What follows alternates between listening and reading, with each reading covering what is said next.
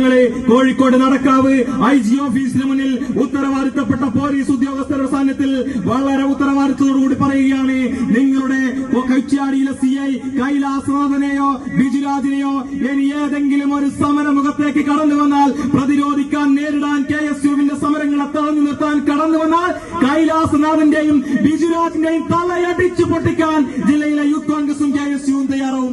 ഒരു സംശയവും വേണ്ട. അസിത, PV കുട്ടൻ ചേരുന്നുണ്ട്. കുട്ടൻ, അതായത് എന്താണ് ഇത്തരത്തിലൊരു പ്രകോപനമായ പ്രസംഗത്തിന് പിന്നിൽ?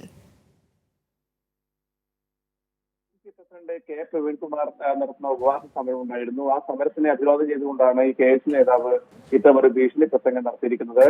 KSUവിന്റെ സമരത്തെ നേരിടാൻ വന്നാൽ പോലീസുകാരുടെ തലയടിച്ച് പൊട്ടിക്കുമെന്നാണ് ഭീഷണി. കുറ്റ്യാടി CI കൈലാസ്നാഥ്, കോഴിക്കോട് ACP അംഗം ബിജുരാജ് എന്നിവരുടെ പേരെടുത്ത് പറഞ്ഞായിരുന്നു KSU ജില്ലാ പ്രസിഡന്റ് VT സൂരജിന്റെ ഇപ്പോൾ നമ്മൾ കേട്ട ആക്രോശ പ്രസംഗം. ഇവിടെ ജില്ലയിലെ മുതിർന്ന കോൺഗ്രസ് നേതാക്കളുടെ സാന്നിധ്യത്തിലായിരുന്നു KSU നേതാവ് ഇത്തരത്തിലൊരു ഭീഷണി മുറുക്കിയിരിക്കുന്നത്.